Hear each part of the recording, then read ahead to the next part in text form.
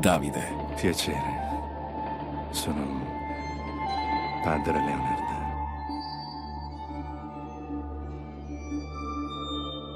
È un po' di tempo che ti osservo e ho visto che sei un uomo che vale. Guardami in faccia.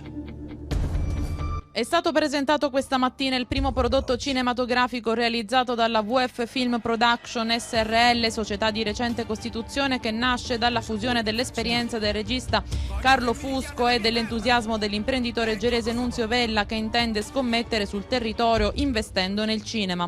Un progetto ambizioso che ha l'obiettivo di valorizzare le risorse umane e paesaggistiche della città di Gela e del suo comprensorio per la produzione di film e fiction televisive.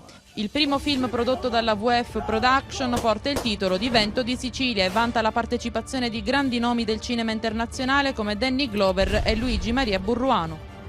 Abbiamo deciso di creare questa produzione lanciando questo primo film Vento di Sicilia per poi crescere sul territorio con la produzione di film, l'idea di creare un festival, il Festival di Gela ed altre belle cose. Per un imprenditore investire in questo territorio deve essere davvero una scommessa.